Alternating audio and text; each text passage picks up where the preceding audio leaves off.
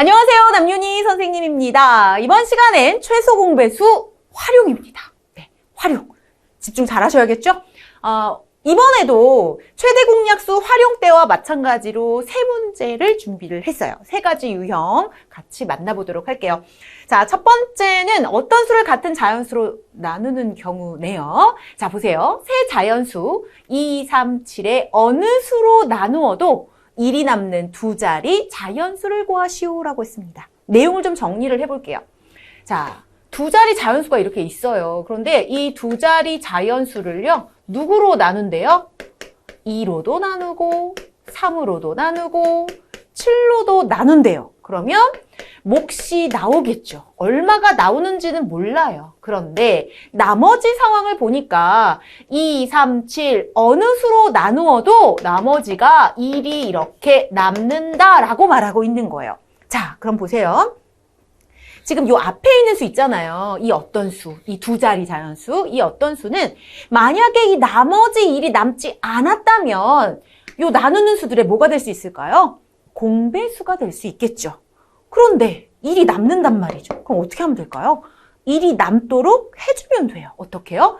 2, 3, 7의 공배수보다 1 크게 만들어주면 되잖아요. 그래서 최소 공배수 활용인 거예요. 자, 그러면 2, 3, 7의 최소 공배수를 먼저 구해보도록 하겠습니다. 자, 모두 다 소수기 때문에 최소 공배수는 이 세 수를 다 곱하시면 돼요. 그러면 42가 되겠죠? 자, 그럼 첫 번째 수는 42보다 어떻게 1 큰 수를 만들어주시면 되죠? 얼마일까요? 43이 될 것이고요. 자, 43만 있는 게 아니죠. 지금 문제는 두 자리 자연수를 구하시오라고 했는데 하나 더 나오겠는걸요? 그죠? 자, 42의 배수 얼마일까요? 84가 되겠죠? 역시나 1이 남을 수 있도록 1을 더해주시면 되는 겁니다. 그러면 85가 되겠네요. 만약에 문제에서 두 자리 자연수 중 가장 큰 수가 누굴까요? 라고 물어봤다면 85입니다. 라고 답해주시면 되고요. 가장 작은 수를 물어봤다면 44. 근데 여기는 그냥 두 자리 자연수를 구하세요. 모두 구하세요 라는 말은 없지만 두 개가 나와 있기 때문에 43과 85 이 둘을 모두 다 구해주셔야겠습니다. 자, 이제 두 번째 유형입니다. 동시에 시작해서 다시 만나는 경우예요. 자, 고속버스 터미널에서 대전행은 9분, 대구행은 15분, 부산행은 10분 간격으로 출발을 합니다. 오전 6시에 세 버스가 동시에 출발을 했을 때 처음으로 다시 동시에 출발하는 시각을 구하시오. 정말 유명한 유형이죠. 그죠? 자, 볼게요. 대전행 9분 간격, 그리고 대구행이 15분 간격, 다음 부산행 10분 간격이죠. 최소 공배수 구하겠습니다. 자, 공통으로 나눌 수 있는 수는 없어요. 그러면 선생님은 5로 먼저 나눌게요. 9 그대로 내려와 주고요. 5, 3, 15, 5, 20 여기까지. 자, 이제 3으로 나누겠습니다. 3, 3, 9, 3, 1은 3, 2는 그대로 내려주시고 끝났어요. 이제 이 수들을 모두 다 곱하시면 되죠. 5 곱하기 3 곱하기 3 곱하기 1 곱하기 2를 해결하면 됩니다. 5 곱하기 2는 10, 3, 3, 9, 90. 그러니까 90분 간격으로 이 세 버스가 동시에 출발한다라는 거죠. 자, 문제는 시각을 구하셔야 돼요. 90분이면 1시간 30분 후에 동시에 출발하는 거잖아요. 6시에 세 버스가 동시에 일단 출발을 했으니까요. 6시에다가 1시간 30분을 더 해주시면 되는 겁니다. 그럼 몇일까요? 7시 30분인 거죠. 이렇게 해결할 수 있겠습니다. 자, 이제 다음 유형으로 넘어가 볼게요. 자, 문제 함께 읽어볼게요. 가로의 길이가 18cm, 그리고 세로의 길이가 14cm인 직사각형을 겹치지 않게 빈틈없이 붙여서 가능한 한 작은 정사각형을 만들려고 할 때 필요한 직사각형의 개수를 구하시오라고 했습니다. 우리 최대 공약수 활용에서는 주어진 직사각형을 정사각형으로 나누는 그런 문제들 봤었잖아요. 자, 이번에는 직사각형을 이용해서 정사각형을 만들 거예요. 만들 수 있는 정사각형은 무수히 많겠죠. 그죠? 사이즈가 계속 커져가면 되니까. 자, 그래서 이러한 조건이 붙는 거죠. 가능한 가장 작은 정사각형을 만들 거다. 이런 얘기입니다.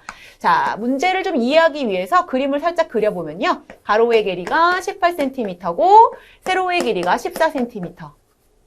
자, 보세요. 얘네들을 붙여서 뭘 만든다고요? 정사각형을 만든다는 거예요. 여러분, 정사각형을 만들려면 이 가로의 길이, 요 세로의 길이가 어때야 될까요? 같아져야겠죠. 그래야 정사각형이 되잖아요. 자, 18cm의 배수들이 쭉 나타날 것이고 14의 배수들이 쭉 나타나는데 이 길이가 어때야 된다고요? 같아져야 된대요. 그러니까 18과 14의 공배수를 구하셔야 되는 거고, 자, 가장 작은 정사각형 만들 거니까 최소 공배수를 구하시면 되는 겁니다. 자, 우리가 구해야 되는 건 뭐죠? 필요한 직사각형의 개수입니다. 일단 최소 공배수를 구할게요. 자, 가로의 길이가 18cm, 세로의 길이가 14cm. 최소 공배수를 구하시면 2로 나누시면 2, 9, 18, 2, 7, 14 이렇게 되겠네요. 곱해주시면 되죠? 18 곱하기 7입니다. 7, 8, 56. 7일은 7. 더해주시면 126cm. 바로 이 한 변의 길이가, 요 길이가 얼마라는 걸까요? 126cm가 된다라는 겁니다. 자, 그런데 이제 우리가 또 이거 최소 공배수 활용이니까 최소 공배수 126이구나. 126 이렇게 쓰면 오답이죠. 문제를 잘 봐야 돼요. 이 문제에서 우리한테 원하는 건 한 변의 길이를 원하는 게 아니에요. 어떤 문제는 한 변의 길이가 얼마예요? 라고도 물어볼 수 있겠죠. 근데 여기에서는 이 필요한 직사각형이 몇 개예요? 라고 물어보고 있는 겁니다. 자, 그러면 개수를 구하셔야죠. 이 126cm에 18cm가 몇 번 들어가는지, 그리고 이 126에 14가 몇 번 들어가는지는 사실 얘네 둘을 보면 됩니다. 자, 9번, 7번 들어가요. 그래서 9 곱하기 7 해주시면 됩니다. 9, 7, 63. 몇 개 필요해요? 63개의 직사각형이 필요하다. 이렇게 해결할 수 있는 겁니다. 자, 이렇게 해서 최소 공배수 활용 문제 3가지 유형, 정말 대표적으로 가장 많이 나오는 유형이죠. 3개를 이렇게 뽑았는데요. 우리가 모든 유형을 다 다루기는 좀 어려울 수 있어요. 그렇죠? 그래서 기본에 일단 충실하셔야 됩니다. 그래서 선생님이 문제를 풀 때 가장 중요한 게 뭐라고 얘기했죠? 독해하기. 문제를 잘 읽고 이 내용들을 파악한 다음 조건을 정리해서 해답을 구해가시기 바라겠습니다. 아셨죠? 자, 여러분 오늘도 수고하셨고요. 지금까지 남윤희 선생님이었습니다.